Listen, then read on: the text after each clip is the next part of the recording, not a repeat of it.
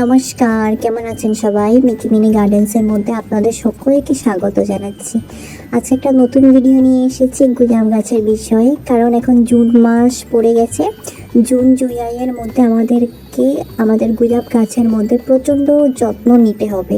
যদি আমরা ঠিক পরিমাণে যত্ন না নিতে পারি তো গাছ ট্রমাতে গিয়ে গাছটা মারাও যেতে পারে।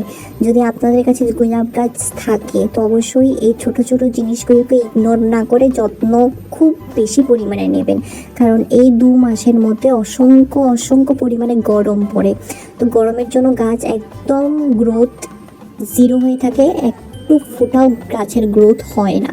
আর গাছের যেগুলো রুটগুলো থাকে সেগুলো 10% থেকে কম কাজ করে, আর 90% কাজই করে না। তো প্রথম আপনারা একটি জিনিস লক্ষ্য করবেন, যেন গাছের মাটিগুলো যেন শক্ত না থাকে। যদি শক্ত থাকে অবশ্যই মাটিগুলোকে কুড়িয়ে নেবেন। তারপর গাছের মধ্যে নোটিস করবেন যেন পোকা মাকড় এসব যাতে গাছের মধ্যে অ্যাটাক না করে। যদি অ্যাটাক করে অবশ্যই গাছের পাতাগুলোকে সরিয়ে ফেলবেন। আরও নিম অয়েল যদি আপনাদের কাছে থাকে সেটি স্প্রে করতে পারেন, অথবা নিম পাতায় সিদ্ধ করা জলটাকে ভালো করে স্প্রে করে নিতে পারেন। তারপর চলুন এখন একটা জিনিস গাছের মধ্যে দিয়ে দেব। এই জিনিসটি এটি আপনারা প্রায় 10 দিনের মধ্যে 2 বার করে দেবেন। এটি খুব ভালো, গাছকে নিউট্রিশন প্রোভাইড করবে যাতে গাছ ভালো করে শ্বাস নিতে পারে।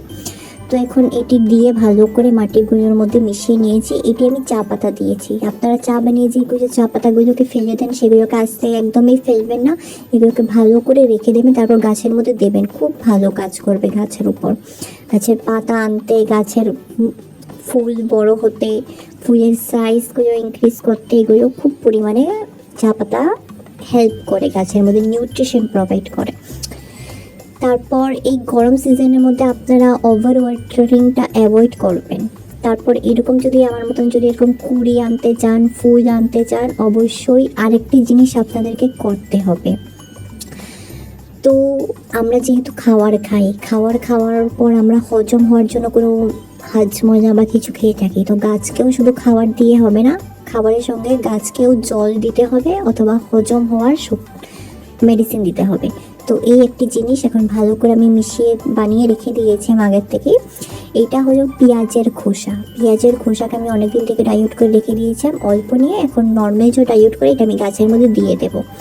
এটি যদি আপনারা আপনাদের গাছের মধ্যে দেন, গাছের রুটগুলো যেহেতু 10% কাজ করে, সেগুলোকে 20-30% কাজ করতে প্রচণ্ড হেল্প করবে। যদি রুট ডেভেলপ হয় অবশ্যই আপনাদের গাছ বৃদ্ধি হবে। তো আপনারা সকলেই জানেন যে আমি একজন প্ল্যান্ট স্পেশালিস্ট। আমি সমস্ত হোমমেড ফার্টিলাইজারগুলো আপনাদেরকে প্রোভাইড করে থাকি। আপনাদের থেকে 1 টাকাও খরচ হতে দিই না মার্কেট ফার্টিলাইজারগুলো আনতে। তো এখানেও এই গাছটির ভালো করে মাটিগুলোকে কুড়িয়ে নিচ্ছি। তো চলুন ভিডিওটি তাহলে এখানেই শেষ করছি। যদি ভিডিওটি ভালো লেগে থাকে তো অবশ্যই আপনাদের প্রিয় গার্ডেনিং বন্ধুদের সঙ্গে শেয়ার করবেন, যাতে সবাই এই জিনিসগুলো ছোট ছোট জিনিসগুলো জানতে পারে। আর ভিডিওর মধ্যে অবশ্যই লাইক শেয়ার কমেন্ট করে দেবেন। পরবর্তী একটা নতুন ভিডিও নিয়ে আবার নতুন ছোট ছোট টিপস অ্যান্ড ট্রিক্স নিয়ে আবার আসবো। ধন্যবাদ।